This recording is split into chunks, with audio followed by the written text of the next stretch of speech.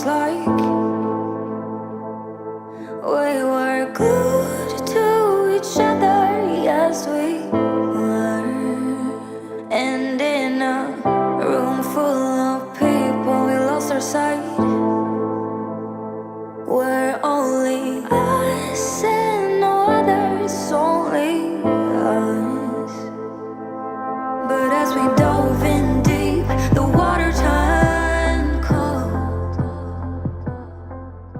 What's up guys, welcome back to another video. Today we are going to be doing 3 super filling recipes for under 300 calories.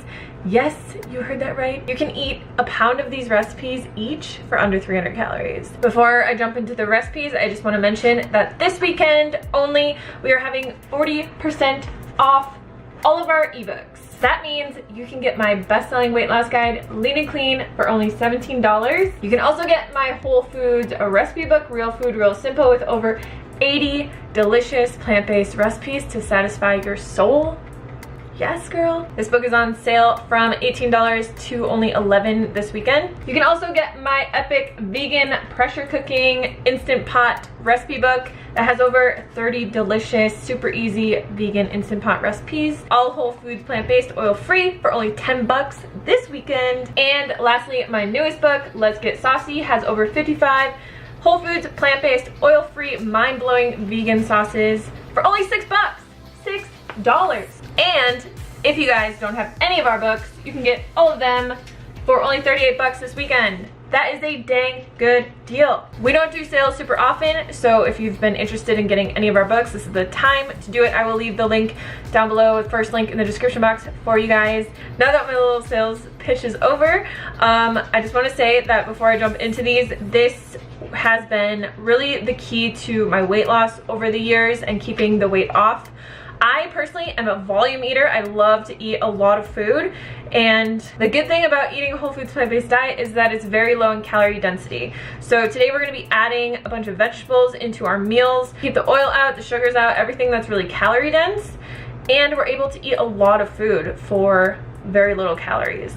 That's the key to losing weight on a whole foods plant-based diet. A lot of people think like calories on a vegan diet don't matter. They do matter. They do. I mean, I've had personal experience with this. I've gained weight on a vegan diet. I've lost weight on a vegan diet. And every time that my weight has gone up, it is when I've abandoned the calorie density. Oatmeal's done. And whenever I've gained weight, it is when I've abandoned the calorie density principles and just kind of eaten like more junk food and lots of nuts and lots of more calorie dense foods. But whenever I eat with calorie density in mind and I cook super filling meals that have a lot of volume to them, it's very, very easy for me to maintain a slim, lean body weight. So as always, all the calories, macros, recipes, ingredients, everything that you will need to know will be down in the description box. Let's get into the recipes.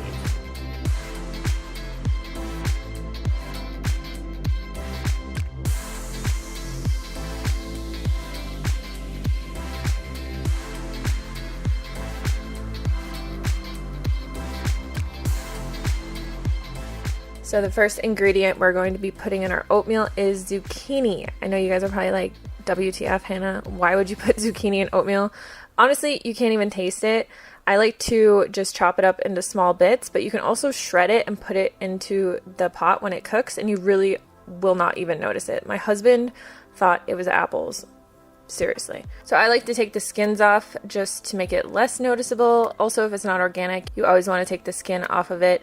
Chop the ends off, and then I just chop this into quarters, like really small little bits, just like this. But as I said, you can shred this and you really won't notice it, or you can chop it into even smaller bits, which I kind of wish that I did, but I didn't do that this time. I'm actually going to be cooking all these recipes in my Instant Pot, but if you want to cook this one on the stovetop, just bring it up to a boil, cover it, reduce the heat to a simmer, and let it simmer until all the water is absorbed.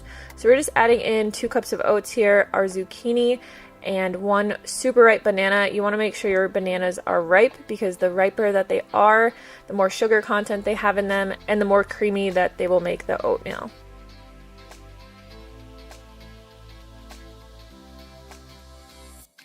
Then we're going to be adding in a teaspoon of cinnamon for some flavor, and also 1 teaspoon of vanilla extract. You can get really creative with this and add in like cocoa powder or any other kind of flavorings that you like.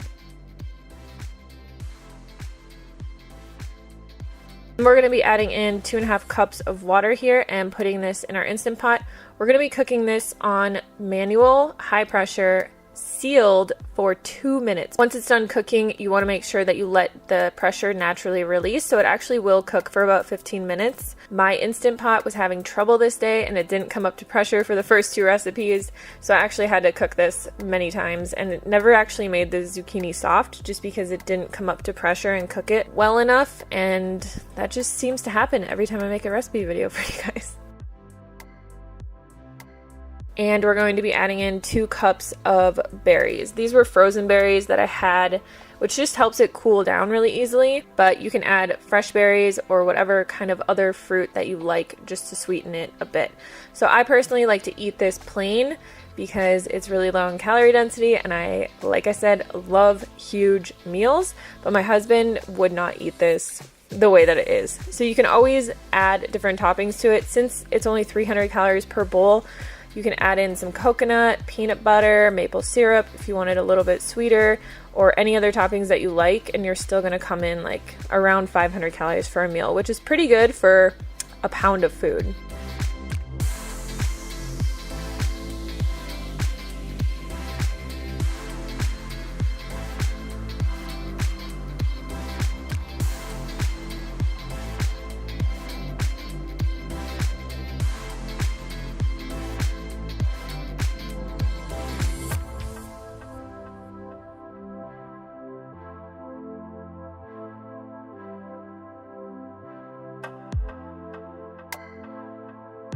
I actually made this lentil soup a few weeks ago, and it's quickly become one of my favorite recipes.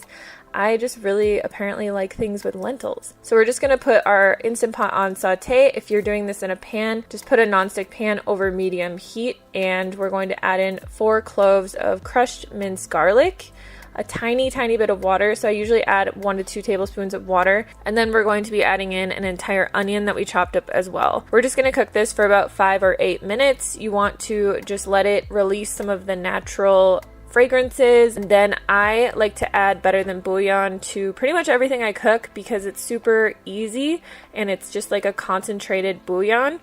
If you don't have this, you can substitute the water for any kind of vegetable broth that you have. I usually add 2 to 3 teaspoons of this into like a large pot of something that I'm making, and it just gives it a really nice salty kind of umami flavor. And then we're going to add in some seasoning, so we have some dried herbs here. We're also going to add in a 32-ounce can of diced tomatoes. You can use fire roasted tomatoes or whatever kind of tomatoes you like. You could also just use like plain strained tomatoes. We're going to add in a cup of lentils.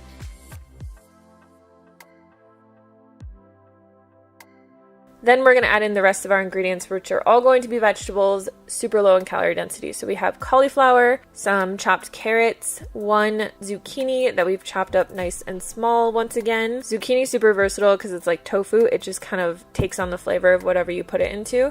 We have some green beans, which you can use fresh or frozen. And then we're just going to add in 1 cup of water. I only added in 1 cup because I like it to be a bit thicker, but you can always add in more if you want it to be more soupy. Put this on manual, again, sealed for 20 minutes, and let it naturally release.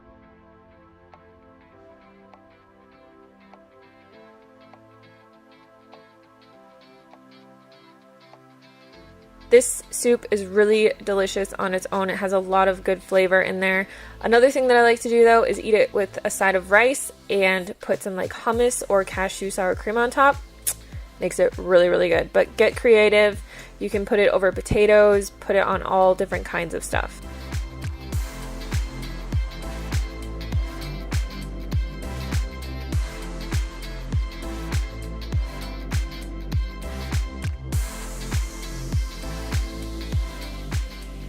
For these cauliflower mashed potatoes, we're going to put about 2 to 3 inches of water in the bottom of our Instant Pot and add a steamer tray.